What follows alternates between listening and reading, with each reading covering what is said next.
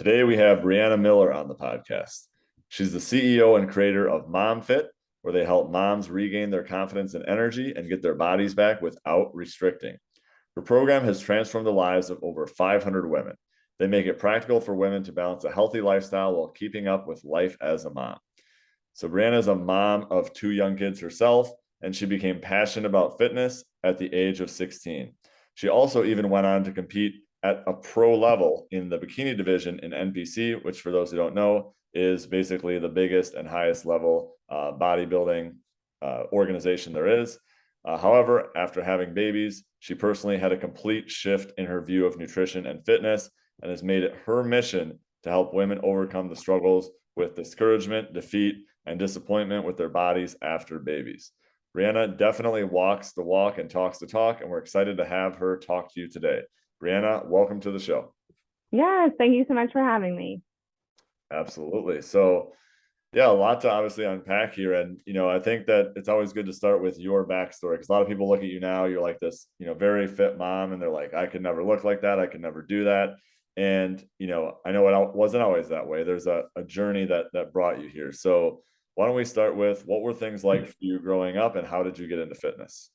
Absolutely. Yeah. And so the mission that I have today actually stems back from my childhood and watching my mom. So my entire life, I watched my mom diet back in it was probably the 90s, maybe early 2000s. It was South Beach diet. It was Weight Watchers. It was going to a meeting every Saturday and stepping on a scale and counting your points. And so I grew up watching my mom do that. Meanwhile, my mom was obese my entire childhood as well into my adulthood. And so I developed this level of confusion of what is health? What does that look like? And it must be really hard to achieve. And so I started down a path of fitness, trying to figure it out for myself so that I didn't end up that way. And so I started that as soon as I could drive. I was going to the gym before school. And it was really at that time in my life, I truly feel like I was chasing something out of fear that I would end up just obese because that's what I saw in my family, not just my mom, but in my extended family as well. And it's not just the weight, but it's how it affected her life. My mom didn't keep up with us as well as my dad could. She wouldn't run around the yard. She was out of breath doing things. And so that was something I wanted to avoid. And so I kind of started my passion and my journey at that young age after watching that through my childhood. Yeah, for sure. Can definitely understand how that would shape things for you. So, you got into it, you said, at the age of 16, like what did you do at first? Like how did you kind of start your journey? What kind of workouts were you doing? How are you eating? Why don't we go through I that? love that. I love that question because I was looking at workouts out of a magazine. So any fitness magazine that you could find at the grocery store, I would grab it, I would open it up, figure out the workouts that were in there, and I would do them. I remember doing the same reps that the girl in the magazine was doing. And back then I had this passion I started feeling strong. I started feeling empowered at 16, 17 years old, realizing, okay, my body's capable of more. And I played sports as well. And I can remember my coaches, even kind of not encouraging me going to the gym in addition to workouts, but it was just a passion I had. And so going through those magazines, doing those workouts, I remember at that age thinking one day I want to be on a magazine cover. And I thought that was like my passion. I thought that was how it was going to transpire. And it's been much different and far beyond that. But that's kind of what it looked like at that time, was just following whatever fitness influencer I could find and doing what their workouts were. And a lot of that, I did a lot of cardio at that time too. I think it was just that fear of I was just going to end up overweight. And so I really think of it sometimes it's like I was chasing something or honestly, maybe running away from the idea of I'm just going to end up in an unhealthy category if I don't do something different. And so it did become a little bit excessive shortly after that into my college years, but that's where it all started. Okay. Well, yeah, why don't we get into that a little bit? You said it got a little bit obsessive. What do you mean by that? Yeah, so obsessive and excessive. And so I went to college. I have a degree in exercise science. And so I started learning more about exercise and fitness and even took classes in nutrition. And so I just took some of those things to the extreme. And I was running at the time multiple days a week, 3 to 5 miles. I was also working out, I was doing high intensity. And always, I can remember the watches were just coming out that would track your calories. And I can remember some days I wouldn't finish a workout until I burned 700 calories or something. Looking back, that is insane now because I know that's not necessary. And so, but it's what I lived, slept, breathed. I started working as a personal trainer while I was in college. And I did that for 8 years through college and after college. And so, yeah, I just began doing too much, but I didn't know it at the time. I thought, okay, this is just what it's going to take for me to stay 3 steps ahead of becoming unhealthy. And so, yeah, I just went down a road where it became, looking back, it was excessive. At the time, I didn't see it that way, but it also, that over exercise started bleeding into some of my nutrition habits too. I was constantly hungry, and then I was starting to binge eat, and then there was a guilt that came from that. So then I would restrict. And so it trickled into other areas of my life too, that I would say for a solid 4 or 5 years, I went down a road that was unhealthy, both physically and mentally, but all from that perspective of over exercising and restricting. Okay. And you said that happened for about 4 or 5 years. How old were you at this point?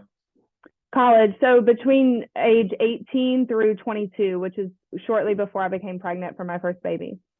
Got it. So between 18 and 22, like you said, you kind of developed that obsessive behavior. But as we were talking about before we started here, you eventually like got into competing. Like, were you already competing at this point? Right in the middle of that. So around, I was 19 or 20 when I started competing. And so that was where I was always trying to push my body to the next level. And so I did that. I was able to do that in sports and cross country in college. And then once I stopped running cross country, I went into the competing. And so it was a way for me to just achieve something more, push myself to the next level. And those type of diets, if anyone listening has ever seen a bikini competitor's diet, I actually pulled out one that I had saved from a long time ago. I found it in an old filing cabinet. I was like, this is insane. I've gotten all the way down to like 900 calories a day and doing cardio on top of weightlifting, doing cardio for 30 to 45 minutes a day. And had I known then what I know now, that can wreck someone's hormones, metabolism, mindset, like it just wreaks havoc on our bodies. Yeah. So why don't you, so just, so the audience understands, or the people listening understand.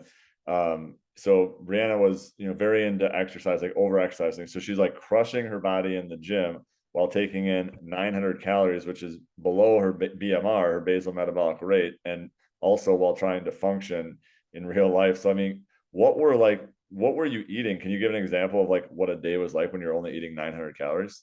Right. Yes. So I would eat like a third of a cup of oats in the morning and some egg whites. That's, maybe 150 calories right there. And then a couple hours later, I would eat a small amount of sweet potatoes with some grilled chicken. A few hours later, a salad with hours later almonds and a protein shake. And then dinner would be a lot of times a vegetable and a lean protein. So, from the outside looking in, and that's the thing, is oftentimes people would think like, you're so disciplined, like you're so healthy. And like, meanwhile, I'm like dying inside, just starving and wrecking my metabolism through the process. But that's the thing with dieting. And, maybe some of your listeners know this already, but like the more you diet, the more you have to diet to get your body to respond. And you're just constantly pulling the calories back further. That progressed over a 20-week period. I didn't start that low, but towards the end, it had gotten that low. And then unfortunately, what I know now is your metabolism begins to adapt to that as well. So our bodies aren't even burning as efficiently. And that's why the caloric intake has to keep dropping. And it's just an endless cycle. Not to mention, I put on 20 pounds after that last competition I did in a matter of probably 3 months. From the yo-yo effect that dieting can cause. And that's an extreme example, but I see this every day with women, is dieting and restricting and then gaining the weight back, and sometimes even more, because our metabolisms have adapted and slowed down through that process. And I experienced it firsthand. And at this time, were you self-coached, or did you have someone else coaching you? I had a coach at the time. Okay. So looking back, like, on the type of coaching you were getting, do you feel like some of it was on you, like not following the plan? Were you just following the plan and that was what the coach was giving you? Oh, I was following the plan to a T. I calculated everything out. I wrote it down. Like I knew my exact intake. And I just thought that's what it takes to get there. And so I think at the time, the guy that was coaching me was very old school. And I think there wasn't as much information out as there is now on what that does to our bodies long term. So we just think of it as like a means to an end. Like, yes, it's restrictive. Yes, it's, it's just staying focused on this target for a period of time, not realizing what that rebound effect looks like. Okay. So how many times did you compete? Like how many competitions did you do? And you were in the bikini division. Uh, Mm-hmm. So how many like total competitions did you do throughout your career?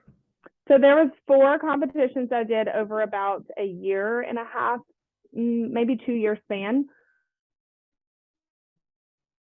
So, and by that fourth one, I knew my body needed a break, both mentally and physically. I was starting to have other symptoms, being cold all the time, things that were telling me like my hormones were starting to get off, my hair was getting brittle, it was breaking, my nails weren't very strong. And so I finally kind of reached a point where I was like, okay, this is not good for me and I need to take a step back. And that's when I went down a whole path of getting some therapy and counseling and really learning what even brought me to that extreme and what a healthy metabolism and a healthy lifestyle looks like, because that wasn't it. Okay. Got it. So taking one step back, and then I want to get into this, whole going through therapy and some of the healing that you did from this. So obviously, let's first of all address that you obviously had a lot of success in this. I mean, the fact that you got to a pro level. So had you actually earned your pro card? So I had qualified. So that fourth show, I'd qualified to go compete to earn the pro card. And that's where I had to stop. Okay. So you had qualified to earn the pro card. So would you say that this was something that you were happy about for a while? Like clearly you were enjoying this. Were you like enjoying this at a time? Like was this like a newfound level of success?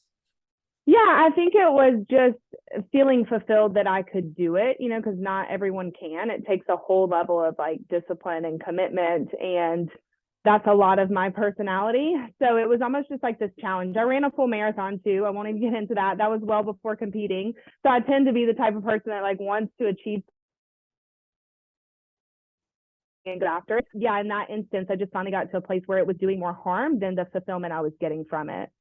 Okay, so just so I can clarify, so you were training for a bikini competition and running a marathon. That was before. I ran the marathon before Okay, that was competing. before. You Yeah. said you did cross country, right? In college. In college. Got it. Okay, so you said you were 22 when you stopped competing, is that correct? Okay. So did someone say something to you, or did you just kind of internally know that it was time? Like how did you like make that decision like what I'm doing is not good?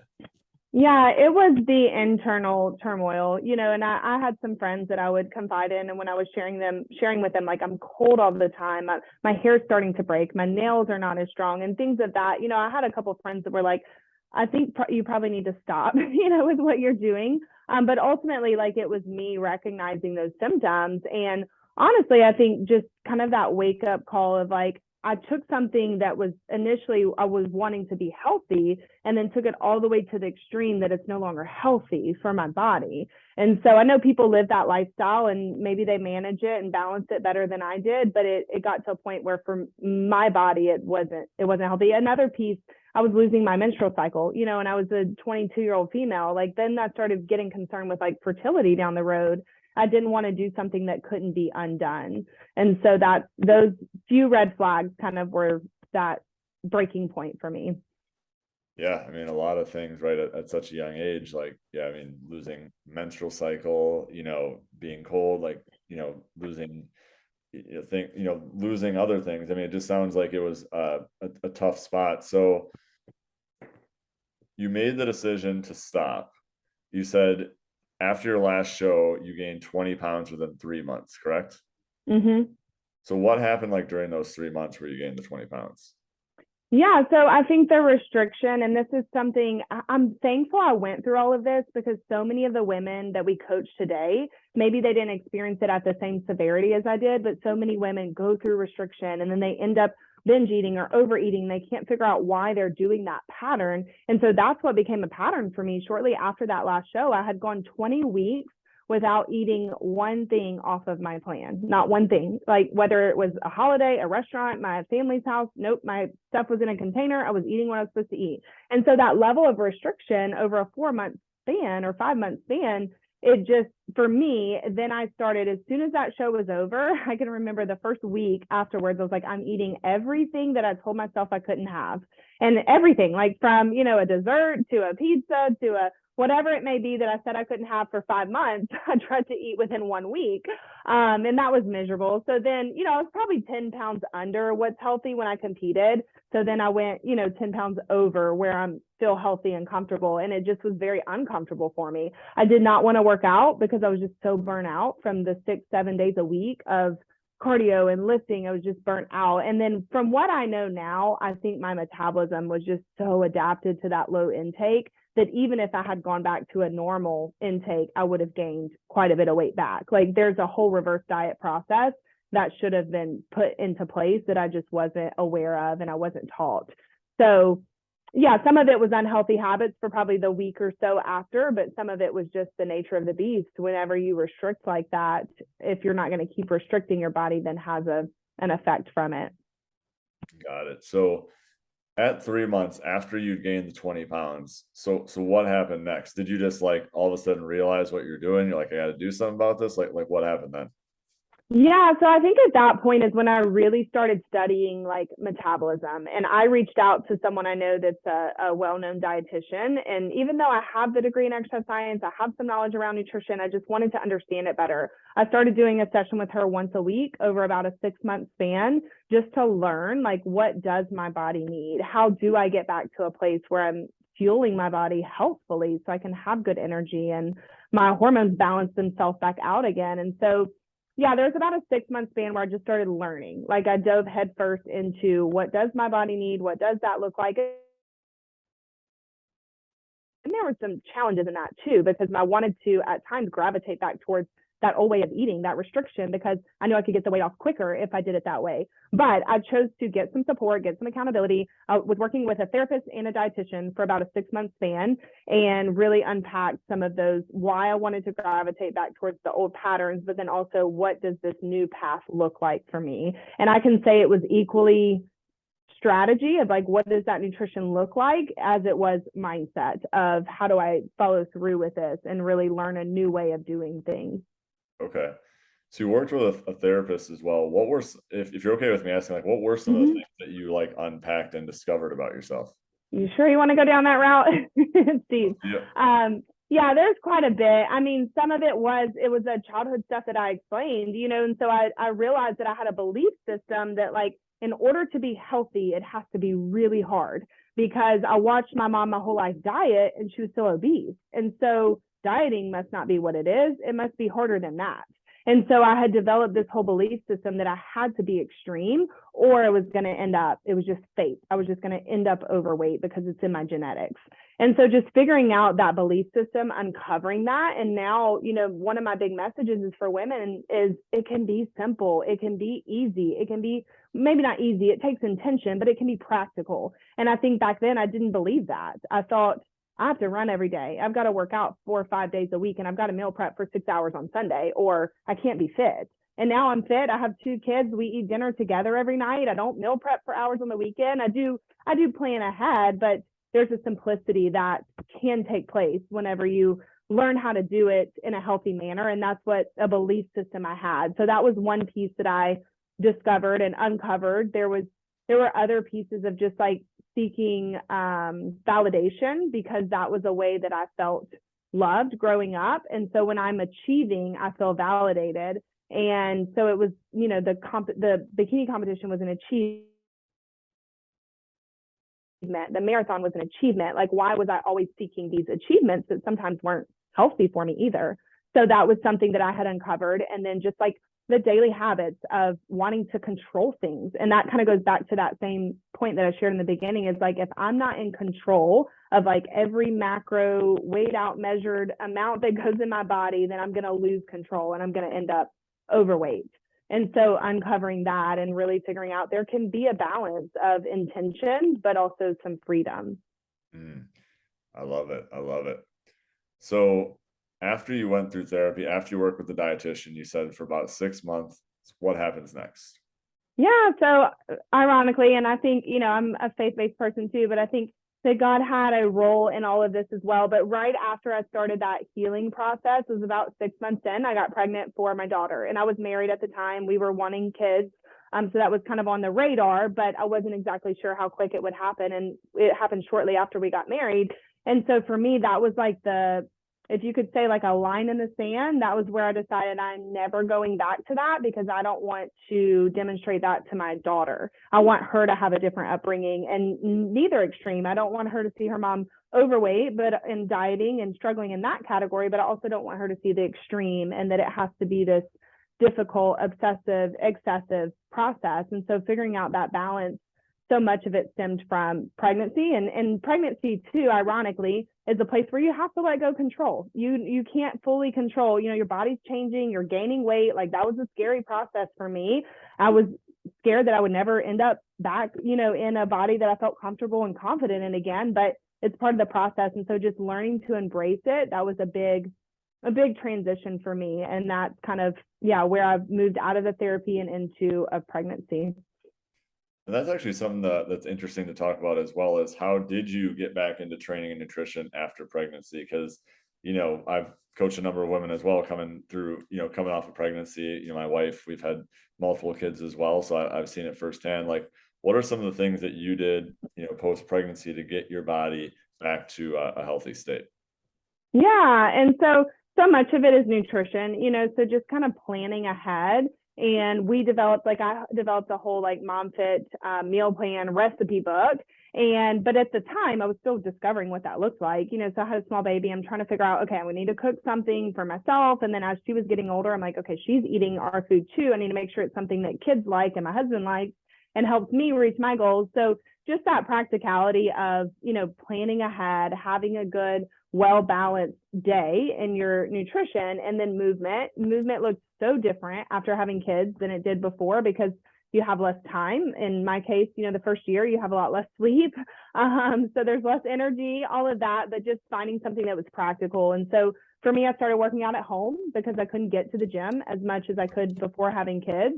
And that would range anywhere from 3 to 4 days a week, because that's what was practical. And so I kind of built a plan in my nutrition, knowing that, okay, my output is only 3 or 4 days a week now for 30 minutes. Whereas prior to pregnancy and kids, I was doing the endless amounts of routine. And it was almost like developing that system. And I had to prove that it could work, because I didn't know at first. I'm like, am I going to lose the 30 pounds, by just doing a couple workouts a week at home? And that's where so much of that nutrition comes into play, of when you fuel your body and your metabolism. And I know you know this, Luke, with what you do, but you can get your body to actually work for you. And then it doesn't have to be this uphill battle that seems unattainable as a busy mom, especially. Right, for sure. And I definitely want to get more into those strategies here in a bit. So at this point, after you had kids, were you an in-person trainer at this point? Were you online? Like, what was going on for you professionally? I was in-person trainer for the 8 years, and that spanned all the way until I had my second baby, is when I shifted online. So yes, after my daughter, and then my son, I had 17 months later. But after my daughter, I was still an in-person trainer. Mm-hmm. So, and then what year was that when you shifted from in-person to online coaching? That would be, okay, what year was my son born in? 2018. 2018. Okay. So essentially you were an in-person trainer for about like 8-9 years, and then you shifted to online. So just curious, like, just from a professional standpoint, how did that go? You were like online, or you were like in-person coaching people? I mean, I've been an in-person trainer. You're working first thing in the morning, off in the middle of the day, working at night, working weekends. So I'm assuming probably part of that transition had to do from a family standpoint. Absolutely. That was like the big two things made that shift for me. One was, family. I didn't want to leave early in the morning before my kids are up and then get home late in the evening when it's time for them to go to bed. That didn't feel like a sustainable lifestyle as a mom. And then the second piece to it was, I realized as a busy mom, a lot of women can't get to the gym. And so they need someone to pave a pathway for them, that they could do it from home if they needed to. And there's different seasons. Like, I can get to the gym a little bit more now because my kids are 4 and 5 and they're in school. But when they were 2 and 3, it wasn't happening. My son is not getting left in a child care that he doesn't know. So there's different seasons for it. But I just knew two things. I wanted to be home more with my kids when they were awake. And then I also wanted to show other women that it's possible without being in a gym. That's really awesome. So let's talk about like how MomFit, which is your signature program, like came about. Was that something that as soon as you stop in-person personal training you created like right away? Is that something that kind of evolved? Like, how did it come about? So while I was pregnant with my daughter, I started just kind of putting feelers out there, like who else is pregnant that wants to have a fit pregnancy, and just this all through social media, and kind of developing a little bit of a tribe, if you will, of like moms. And I shared my journey. Like when I started gaining weight, I shared it, and I was like, this is really uncomfortable. Like I'm not used to this. And just sharing different stages of the pregnancy, and then after having her, and that transition, because it's hard. Like your identity essentially changes when you become a mom. And so it's learning how to still find yourself in that while you have this new role. And so I shared a lot of that. And it wasn't until I had my son that I wanted to create a program to help other moms. And so while I shared the journey, that was, I had my daughter 17 months later, I had my son. So it was about a 2-year span that I shared, and I was still training women in the gym. And then once I had my son, I was like, I'm not going back to the gym. So I switched online. I started running just big group challenges initially. And then it took about 6 or 7 months before I developed like a signature program. Love it. Love it. Well, obviously stem from a passion and, from all the experiences that you previously had, obviously wanted to help other women as well. So yeah, what are some things that you talk about with the moms who you coach, like things that you experience that, a lot of moms come in struggling with that you've been able to help them with? Yeah, I think a big thing is feeling like we don't have enough time. There's only so many hours in the day, and there's so many responsibilities. And our kids, I tell women all the time, I'm like, I don't like to use the word excuses, because when you're a mom and you have kids and your kid's sick, like that's not an excuse for you to not get in a workout. It's a reason. Like it's a legitimate reason. You've got to go get your kid from school. They're going to be home today. Like we have reasons, but at the same time, we have to find a way to balance out those reasons. We have a practical way to get results, because you can't have both. You've got to find, okay, if I miss my workout today, I need to reschedule it for tomorrow, and I need to get up a little bit earlier and get it done. And so just having that fluidity to know that it's not going to look always black and white. Your week's not always going to go as you plan, but you have to be solutions focused to be able to figure out, okay, where do I pivot when this obstacle comes in the way? And then so time and energy are the two of the biggest things. And the thing with energy is like the moment you start fueling your body, you're getting enough complex carbs, enough protein, enough healthy fats, your energy starts increasing. And then you build up the momentum, you feel good. So when you feel good, you might be able to wake up an hour earlier and get in a workout before your kids are awake. But so many women get stuck in between, I don't have time, I don't have energy, and they never start the process. And so once you can start the process, you start to find your energy increases.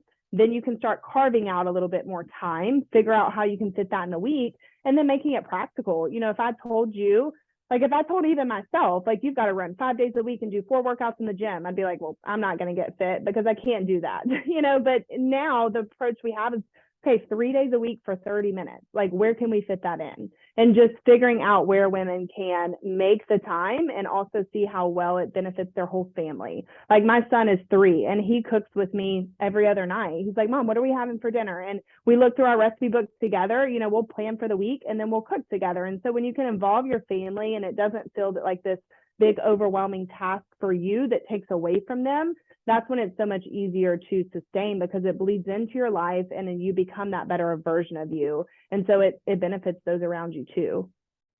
Yeah, and that was perfectly kind of get into my next point I was going to bring up as well, as especially for moms, when you are the caregiver, it can definitely be challenging for a lot of the moms that I've coached as well to get into that mindset that I'm not taking away from my family, like that kind of that mom guilt of, well, I don't want to, I need to focus on everyone else before myself. Like how do you, like, I know you touched on it a little bit already, but how do you shift that mindset from like, I'm not taking away from my family, I'm actually helping them by putting myself first? Yeah, and there's so many directions I could go with that. So the first one I would say is like you said, when you can change that belief, it all starts with the belief that you're not taking away from them, you're actually giving them a better version of you. When mom is happier, when mom has more energy, when mom then has more patience, more confidence, that's going to then, if you want to get into like intimacy with your husband, like there's so many other areas that it starts to benefit our spouse, our kids. And when you can view like, okay, if I take 30 minutes a couple days a week and I have a plan each week for our meals, then they get a better version of me. It's actually, that's more valuable than that 30 minutes you may have, played on the floor with your kids, so just that give and take to realize when you take care of you, it actually benefits them. And I always try to give women the example too. I'm like, imagine your daughter. Imagine your daughter is, maybe in her teenage years and she's feeling, how sometimes women will express they feel to me, low energy, not confident, not comfortable in my clothes, don't want to go places, don't want to go out with friends because I don't feel comfortable. Like, imagine your daughter felt that way. Would you tell her, like, just put yourself last? We've got too many other things to focus on. Like, no, you would do anything in your power to make that possible, to pay the path for her to feel her best. Well, we have to love ourselves the same, or we're teaching our kids that that's not important. And we're teaching them to put themselves last too. Yeah, I love that concept that you talked about, we're a lot of times our kids see our actions, right, more than they listen to what we say. So kind of you're also saying that, like, when your kids see you taking care of yourself, they see you making time for nutrition, that they are then more likely to be healthy themselves. Absolutely. Absolutely. All right. So another thing, kind of expanding on the time issue, you obviously, once you become a mom, you have less time for certain things. So meal prep is obviously a big thing. Like you said, previously you were spending 5, 6 hours on a weekend meal prepping. Why don't you talk about, for you, how meal prep has changed, and then how you also teach busy moms to meal prep? Yeah, I love the concept because so many people want, like, okay, tell me what to do that's going to make it work. And I truly think like it kind of ebbs and flows in different seasons and for different women. So we have, hundreds of women that we've worked with one-on-one, and there's probably 10 different versions of how you can be planned and prepared for the week. So me personally, like, we spend about 45 minutes on a Sunday afternoon. Usually the kids are outside playing, and I'll grill and prep, or even if they're inside, but I'll prep some things for about 45 minutes. I have all my lunches ready for the week because I'm on the go throughout the week, and I know I can grab that out of the fridge and I have the lunch that I need, and I can grab my snacks.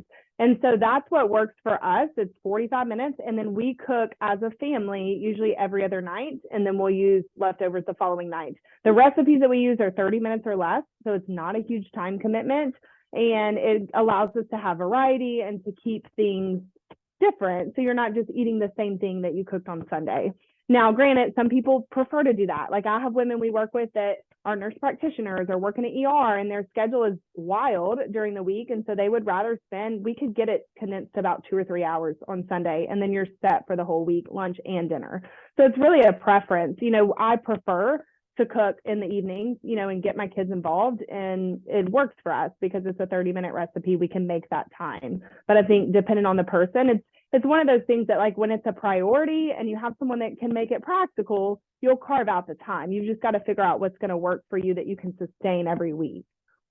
Right. I love that, just making it a priority and making it a little bit doable for the lifestyle. Obviously, it's going to be a little bit different for everyone depending on their specific situation. So the other thing is the training and the workout. So kind of a similar question around that. So you obviously used to work out every day, sometimes like multiple times per day, for hours. And now, you're not working out nearly that much, but obviously still sustaining a good physique, good results. So how has your training personally changed? And, like, what is what do like training sessions look like for you right now? Yeah, so we focus, myself included, focus on strength training. So I do, whether it's in my garage or sometimes I'll go to a gym, but I do 45 minutes, 4 days a week. Sometimes I'll do a fifth, that's rare, but honestly, the 4 days is because I enjoy it. I could get away with 2 or 3 and still sustain where I'm at. So 45 minutes, mostly strength training. I'll do some combination movements. I give myself rest. I don't do any cardio unless it's walking. I'll walk when I'm on the phone. I do try to get my steps each day, and that's around 7,000 steps. It doesn't happen every day, but I try to hit it on most days. And then that's it, so it's a 45-minute workout 3 or 4 days a week. And then I'm able to do the rest of the progress, or sustain the rest of the progress, through nutrition, which, as you know, is the biggest piece. For sure. So I think a lot of women and just people in general believe that, cardio is the way to go, right? Like, I think traditionally, more so recently, I think more people are buying into strength training and building muscle, but I still feel like a lot of people are still all about, like, if I want to lose weight or if I want to get in shape, I need to do cardio. Yet you just said right there, like, you almost never do cardio and you do just strength training and you maintain, obviously a good shape. So why is strength training something you prioritize for both yourself and your clients over cardio? Right. So with strength training, every pound of muscle that you build, it's going to raise your metabolic expenditure. So just sitting here talking to you, I burn more calories because I'm someone who lifts weights and builds muscle than a runner. A runner sits and their body conserves energy. And so it's going to make it easier to not only reach your goals, but sustain them. And then we show like a diagram, which I'm sure you've seen one before too, where it's like the amount of calories you can burn in a workout is like 3% of your day. Whereas if you can actually raise your metabolism and just generally move more, that's the other 63% of your day outside of the hours you're sleeping. And so it's so much more important to get our bodies just working optimally than to try to burn as many calories as we can in a 30-40 minute span. And I experienced it firsthand. Like I used to run all the time and burn so much. And I actually sustain more easily now, not having that. And I will say too, I don't know if you do this with your programming, Luke, but we will plug in cardio occasionally, like if we need to utilize it as a tool. Like say someone's starting to have a little bit of weight loss resistance, or we're getting down to that last like 5 to 10 pounds, we can plug in cardio and then the body has to respond. Versus if you're doing cardio all the time, your body just adapts to it and you're not getting a good response from it. Yeah, for sure. And I agree. We prioritize strength training in our program as well for the same reasons that you just talked about, because of the benefits from a metabolic standpoint, right? Building muscle mass, expending energy. So one of the recent posts I was reading about you, you mentioned that you, for the last few years, have been studying a lot about metabolism and, especially around women. So for those who don't like know or understand, like what is metabolism and why is it important? Yeah, I love that question. So metabolism there's a scientific definition I could give, but just to make it simple, like our metabolic expenditure, our metabolic rate is how much we burn throughout a day. So you have like a basal metabolic rate or a BMR where it's at rest, and then you have like a total daily expenditure where, if you're moving throughout the day, but essentially we want our bodies to burn more because it's going to make it easier. We can eat more and it makes it easier to sustain our results. And so I like to use the analogy of our metabolisms can work like a fireplace. And when you add wood to a fire, it burns brighter, it burns higher. Well, if you add the right amount of food and the right timing, you can train your body to burn more efficiently. And you feel the difference. Like I feel the difference in my metabolism now than what it was in my 20s when I was running all the time. And so I think that's a common belief breaking thing too, is that it just slows down over time. I've not seen that to be true. In our experience, it slows down through our habits. So if you're having, habits that are causing your metabolism to adapt, you're skipping meals, you're just drinking caffeine in the morning and not eating, then yes, it adapts and it slows down, but it's not because we're getting older. It's because our habits are training our metabolism to do that. I like what you said there too, because I think a lot of that is the belief that, I'm not in my 20s anymore, therefore my metabolism's slowing down. Age is the reason why I'm gaining weight like this. And certainly there's some truth to that, but maybe not to the degree that people originally believed. So I love that. So another thing that I wanted to talk about was along that same line is building muscle. So I think that's a common belief with women, and I don't think as much today, but still to some degree that, I don't want to build muscle. I don't want to, look bulky. Like, why is it important for women to build muscle? Yeah, I think that is, a common belief, especially even 5 years ago, 10 years ago. Hopefully people are starting to understand more now, but muscle, like we said earlier, it's going to raise your metabolism. So it's going to help you burn more. And then also it's what gives you shape. So many women, they want to see glute muscles. They want to have, a difference in from their shoulders to their waist. And we want to see that tightening and toning, but sometimes we don't understand that like that's just muscle, so you have to build the muscle in order to see the shape. And then where people, if ever, they feel like they're getting bigger, there has to be a very specific strategy of very heavy weight at very low reps and usually supplementation or something else in addition to that. Like females just don't have the testosterone to build size like that 9 times out of 10. And then also, if you do ever find like you're getting bigger, then that just means we're not lowering your body fat. Like when you have fat over muscle, you might notice, a little bit more size, but when you can take that body fat down through nutrition, then your muscle only looks lean, tight tone, which is what most women want. Right, for sure. Are there any things from a fitness or nutrition standpoint that you've noticed women respond differently to than men, or things that you might have a woman do specifically different from a man, or is it about the same?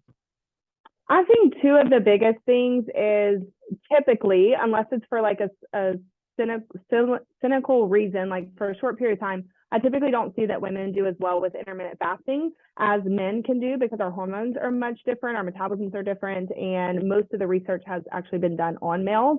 Now, we might use it for a short period of time for a specific reason, but generally speaking, women will have an adverse effect from intermittent fasting, whereas men can have a positive effect from it. There was one other thing, because I was just speaking with this with a client the other day, and now I'm losing my train of thought. That's the main one that comes to mind for me, is the intermittent fasting. We will use it sometimes with men and not hardly ever with women. Right, for sure. So obviously the majority of what you do is primarily the same. So um let's say like we have someone coming to you, they're joining your program right now, maybe they have a couple of young kids at home, it's a mom feeling super overwhelmed with everything, not training anymore, like not eating healthy at all right now, and it's just like, oh my gosh, how do I even begin? Like, what are like first one or two action steps you might, and obviously I know it depends on the person, but what are maybe one or two Sure. general action steps you might take with this person? Yeah, I think one of the biggest things initially is like, let's create a plan. Like, overwhelm a lot of times comes from like, we don't know what to do. I don't know where to start. I don't know how to make a meals for my family. What does that look like? So let's first just start with a plan and then get prepared. And then I think when you can have someone kind of guiding you through one step at a time, and you just have to take one step at a time. I was speaking with a lady earlier today that was just really overwhelmed with the idea of working out. She's like, I don't know when, how, if I can fit that in. I was like, hey, well, let's start with some steps. Like, let's make sure you're getting in 5,000 steps a day. Can you commit to that? She's like, yeah, I can commit to that. So just taking those little steps, and we always talk about like building up momentum rather than like, am I going to feel motivated to do this? No, you probably won't.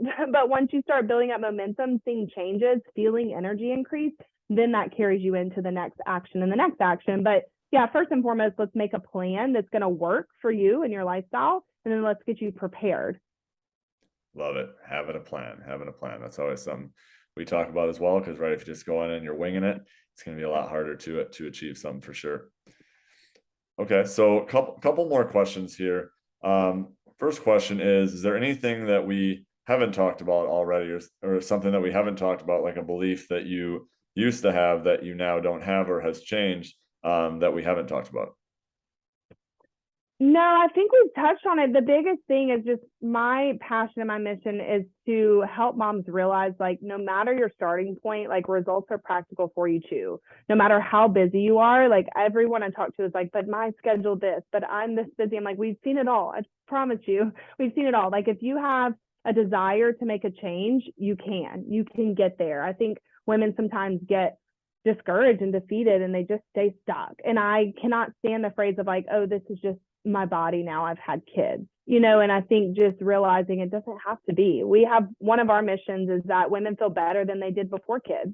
And that doesn't mean you might still have a few stretch marks. Your chest might not ever be exactly the same, especially if you've breastfed. Like, there's things that won't change, but you can feel better than you did even before kids. And I think some women don't realize that's possible.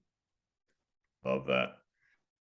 So for someone who's been listening to you, they're like, a lot of what Brianna's talking about sounds very interesting. Where can people find out more about your work? How can they follow you? Totally. Yeah. So social media is where we do a lot of our conversating and giving value and learning more about our mission and what we do. And so my Instagram is a great place. We have a free Facebook group. I'm happy to share that with you if you'd like. And then we also have a free recipe book for moms. And so it's the top 10 recipes that our clients love and use within their program. And we send that out for free. It's just an email opt-in. And so that's a good place to start too, because it'll show you a little bit more of the inside of how you can make this happen, not only for yourself, but for your family too. Love it. And we'll definitely put those links in the show notes. And then the last question that I have is, let's say we're moving forward, we're at the end of your life. So you've achieved everything that you've wanted to achieve. You've accomplished everything that you've wanted to accomplish. How do you want to be remembered? Yeah, I want people to remember that I believed in them before they believed in themselves. And then just the ripple effect that comes from someone creating a transformation, and then who, for their health, for their life, and then who that affects around them. And for me, it's important too that people see that they see God through me. You know, this is not just me doing all of this, but I feel like it's a passion, it's a purpose, it's a gift that I was given. And so hopefully that brings people closer in their spiritual walk, whatever that may look like too. And yeah, that one person can realize the ripple effect that happens when they become the best version of themselves. And maybe they can channel that back to, I believed in them before they even believed it was possible for themselves. Absolutely love that. Well, thanks so much for sharing all your wisdom today and appreciate your time. Yes, of course. Thanks for having me. Bye.